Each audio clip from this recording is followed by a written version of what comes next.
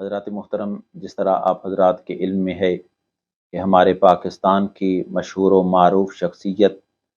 جناب ڈاکٹر عامر لیاقت حسین صاحب، جن کا انتقال ہو چکا ہے، اور ان کے متعلق ہر ایک اپنی رائے کا اظہار کر رہے ہیں۔ کوئی حضرات کہہ رہے ہیں کہ اس شخصیت کا مالک تھا، اس طبیعت کا مالک تھا حضور نبی کریم حضرت محمد مصطفیٰ احمد مجتبیٰ صلی اللہ علیہ وآلہ وسلم نے ارشاد فرمایا کہ جب ایک شخص اس دنیا سے چلا جاتا ہے تو اس کے پیچھے جو لوگ ہوتے ہیں وہ اس کے گواہ ہوا کرتے ہیں۔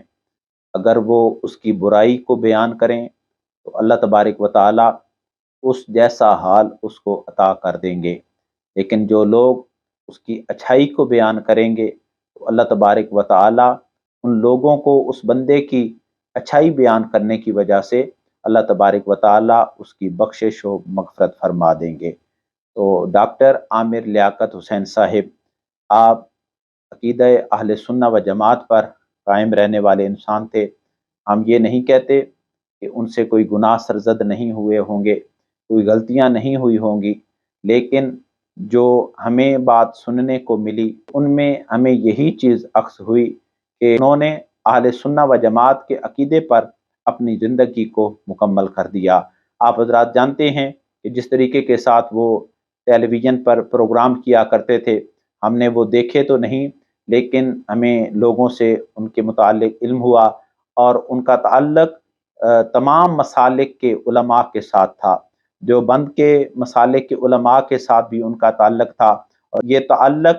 عام لوگوں کے ساتھ نہیں، یہ تعلق ان کا علماء کے ساتھ تھا، یعنی دیوبند علماء کے ساتھ بھی ان کا تعلق تھا، اہل حدیث حضرات کے ساتھ بھی ان کا تعلق تھا، اہل تشیع مسلک کے ساتھ بھی ان کا تعلق تھا، اور اہل سنہ و جماعت کے علماء کے ساتھ بھی ان کا تعلق تھا۔ تو جس طریقے کے ساتھ وہ اپنی بیٹھک میں ان چار مسالک کو بٹھا کر جس طرح وہ پروگرام کیا کرتے تھے، تو اگر اہل سنہ و جماعت میں سے اگر کوئی عالم کسی جگہ پر رک جاتا تو وہ بڑے احسن طریقے کے ساتھ اپنے اہل سنہ و جماعت کے عقائد کو بیان کر دیتے، اور بڑے خوبصورت طریقے کے ساتھ اس کی وضاحت کر دیا کرتے تھے۔ اس لیے ان کا جو عقیدہ تھا، جو نظریہ تھا، وہ اہل سنت و جماعت کا عقیدہ تھا، اور ان سے آپ حضرات کو معلوم ہے اس وقت ہم تعلیم حاصل کیا کرتے تھے کہ ان سے غلطیاں بھی ہوئیں، کوتاہیاں بھی ہوئیں، گستاخیاں بھی ہوئیں، لیکن اس وقت بھی ہم نے ایک بات کا اس وقت اظہار کیا تھا کہ ڈاکٹر محمد عامر لیاقت صاحب سے جو حضرت ام عائشہ صدیقہ رضی اللہ تعالی عنہا کی بارگاہ میں جو گستاخی ہوئی تھی، اور اس وقت بھی ہم نے یہ بات کہی تھی کہ جس انداز کے ساتھ اس نے حضرت ام عائشہ صدیقہ رضی اللہ تعالی عنہا کی بارگاہ سے معافی مانگی تھی۔ اب دیوبند مسلک کے ایک شخص جو اس سے پہلے گانا گایا کرتے تھے، انہوں نے بھی اما عائشہ صدیقہ رضی اللہ تعالی عنہا کی بارگاہ میں ان سے بھی گستاخی ہوئی، لیکن لوگوں کے ڈر کی وجہ سے جب لوگ ان پر غصے کا اظہار کرنے لگے، ایئرپورٹ پر، بازار میں، اور مکے کے ذریعہ سے، جوتوں کے ذریعہ سے اس کو سامنا کرنا پڑا، تو پھر وہ اپنے گھر میں بیٹھ گیا، اور اپنے بیڈ پر بیٹھ کر اس نے جو وہ الفاظ ادا کیے تھے وہ اس طریقے کے ساتھ الفاظ تھے کہ جن لوگوں کا میری طرف سے دل دکھا ہے میں ان سے ہاتھ جوڑ کر معافی مانگتا ہوں۔ تو اس وقت ہم نے اس وقت بھی یہ بات کی تھی کہ یہ معافی اس طریقے کے ساتھ معافی نہیں ہوتی کہ انسان گستاخی کسی کے ساتھ کرے، غلطی کسی کے ساتھ کرے، گستاخی کسی اور کے ساتھ کرے، اور معافیاں کسی دوسرے علاقے والوں سے جا کر مانگتا رہے، یہ معافی نہیں ہوا کرتی تھی۔ اس میں کوئی شک نہیں کہ ڈاکٹر محمد عامر لیاقت حسین صاحب سے بھی وہ غلطی ہوئی تھی، وہ کوتاہی ہوئی تھی، وہ گستاخی ہوئی تھی، لیکن جب انہوں نے معافی مانگی تو انہوں نے وہ معافی کسی چینل پر بیٹھ کر انہوں نے معافی مانگی تھی، اور وہ جو معافی کا انداز تھا وہ یہ تھا کہ میں حضرت اما عائشہ صدیقہ رضی اللہ تعالی عنہا کی बारगाह से माफ़ी मांगता हूँ। मैं हज़रत सैयदना सिद्दीक़ अकबर रज़ी अल्लाह ताला अन्हो की बारगाह से माफ़ी मांगता हूँ। मैं सैयदना हज़रत उमर फ़ारूक रज़ी अल्लाह ताला अन्हो शेखैन से आपसे माफ़ी मांगता हूँ, और मैं मोहम्मद मुस्तफ़ा सल्लल्लाहु अलैहि वसल्लम की बारगाह से माफ़ी मांगता हूँ। इससे मालूम हुआ कि उनका जो अकीदा था, जो नज़रिया था, वो आले सुन्ना व जमात था। और हम एक बार फिर ये कह देते हैं कि इसमें कोई शक नहीं, उनसे गलती हुई, उनसे कोताही हुई, लेकिन जिस तरीके के साथ उन्होंने आले सुन्ना व जमात के उलमा ने उन्हें अपने पास बिठाकर उन्हें समझाया, तो इस बात को इस तरीके के साथ समझे कि उन्होंने फिर सरेआम उन्होंने चैनल पर बैठकर उन्होंने अल्लाह की बारगाह से माफ़ी मांगी, रसूलुल्लाह सल्लल्लाहु अलैहि वसल्लम की बारगाह से माफ़ी मांगी, हज़रत अम्मा आयशा सिद्दीक़ा रज़ी अल्लाह ताला अन्हा की बारगाह से माफ़ी मांगी। और उसके बाद उन्होंने हज़रत अम्मा खुदीजातुल कुबरा रज़ी अल्लाह ताला अन्हा की शान में आपने उस किताब को लिखा, और हज़रत अम्मा आयशा सिद्दीक़ा रज़ी अल्लाह ताला अन्हा की बारगाह में अब उन्होंने जिस किताब को लिखा और उस किताब का हमने मुतालिया किया, उस किताब में जो पहले सफ़हात हैं उनमें ये चीज़ लिखी हुई हमें पढ़ने को मिली कि जब आपने वो हज़रत अम्मा आयशा सिद्दीक़ा रज़ी अल्लाह ताला अन्हा की बारगाह में आपने वो किताब लिखी, और उसके जो शुरू के सफ़हात हैं उसमें वो लिखा हुआ है कि वो 15 मिनट उन्होंने जन्नतुल बकी में बैठकर और हज़रत अम्मा आयशा सिद्दीक़ा रज़ी अल्लाह ताला अन्हा के कदमों में बैठकर, क्योंकि उन्होंने वहाँ से अरब हुकूमत से इजाज़त ली थी 15 मिनट हज़रत अम्मा आयशा सिद्दीक़ा रज़ी अल्लाह ताला अन्हा की बारगाह में बैठने की, तो जब उन्हें इजाज़त मिली और उस इजाज़त के बाद उन्होंने 15 मिनट अम्मा आयशा सिद्दीक़ा रज़ी अल्लाह ताला अन्हा के पाँव को पकड़कर उसने माफ़ी मांगी, और जो वो उसके अल्फाज थे जो उसमें किताब में लिखे हुए हैं, वो अल्फाज ये थे कि ए अम्मा जान, आपको अल्लाह तबारिक व तआला ने हमारे लिए माँ का दर्जा दिया है, अल्लाह तबारिक व तआला का हुक्म है कि आप हमारी माँ हैं, हम उस आपकी इज्जत करते हैं, एहतराम करते हैं। तो जो आज का बच्चा और आज की ये माँ जब अपने बच्चे से नाराज हो या बच्चे से कोई गलती हो जाए, कोताही हो जाए, तो वो बच्चा अपनी आज की माँ के कदमों को हाथ लगा ले तो उसका दिल नरम हो जाया करता है। तो आप तो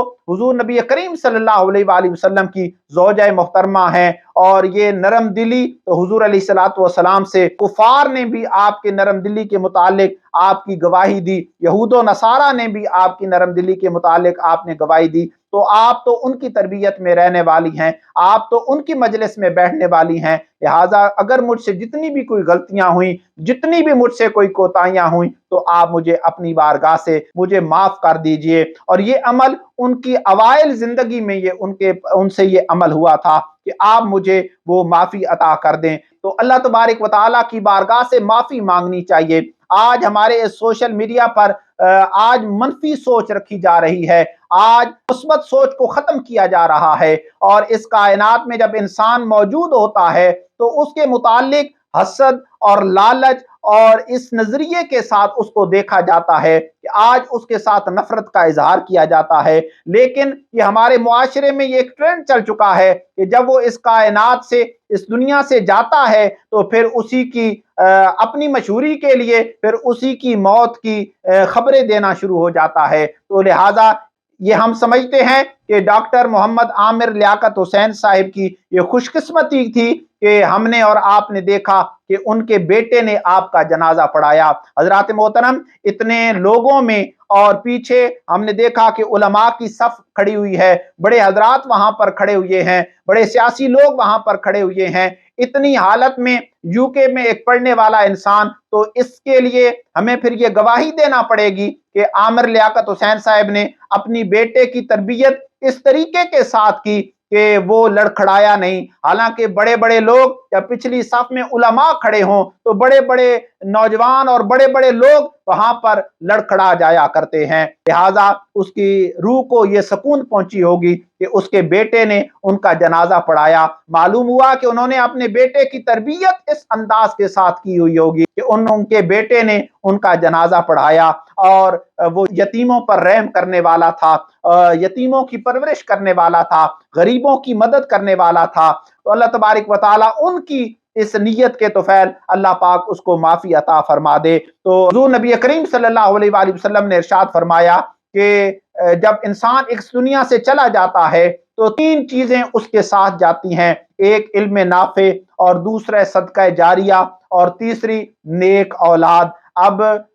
صدقہ جاریہ تو انہوں نے اللہ کی راہ میں، اور وہ آپ حضرات دیکھتے رہے ہوں گے کہ انہوں نے اللہ کی راہ میں کس انداز کے ساتھ پیش کیا، کس طریقے کے ساتھ پیش کیا، اور علم بھی ان کے پاس تھا، اور صدقہ جاریہ بھی انہوں نے کیا، اور اپنی اولاد کی پرورش کی کہ ہم نے اپنی آنکھوں کے ساتھ دیکھا کہ ان کے بیٹے نے ان کا جنازہ پڑھایا۔ حضرت سلمان فارسی رضی اللہ تعالیٰ عنہ سے پوچھا گیا کہ کیسے معلوم ہوگا جو انسان اس دنیا سے چلا جاتا ہے تو اس پر اللہ کی رحمتوں کا نزول ہوا کرتا ہے؟ تو حضرت سلمان فارسی رضی اللہ تعالیٰ عنہ فرمانے لگے کہ جب موت کے آخری لمحات میں جب آنکھوں میں آنسو آ جائیں، یا ناک کے نتنے پھیل جائیں، یا ماتھے پر پسینہ آ جائے، تو سمجھ لیجئے کہ اس شخص پر اللہ کی رحمتوں کا نزول ہوگا۔ تو ایمان والو،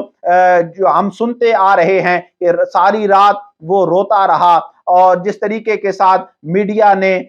اس کو بدنام کرنے کی کوشش کی، اور اس نے کس طریقے کے ساتھ اللہ کی بارگاہ میں معافی مانگی ہوگی۔ اس لیے اس پیغام کے ساتھ ہمارا جو مقصد تھا آپ کی طرف یہ پیغام پہنچانا کہ اپنے ذہنوں میں منفی سوچ کو ختم کیجئے، مثبت سوچ کو لائیے، اور ہر ایک کے متعلق اچھی رائے کا اظہار کیا کیجئے، ہر ایک کے متعلق مثبت رائے کا اظہار کیا کیجئے، کیونکہ اس کے بقول پھر وہ یہ تھا کہ ایک صاحب میری خواب میں آئے اور انہوں نے کہا پاکستان چھوڑ کر چلے جاؤ۔ تو یہ بھی تو ہم لوگ اور آپ سوچ سکتے ہیں نا کہ اس نے پاکستان سے کتنا پیار کیا کہ ایک صاحب جب خواب میں آئے انہوں نے کہا پاکستان چھوڑ کر چلے جاؤ، تو اس نے پاکستان کی بجائے اس نے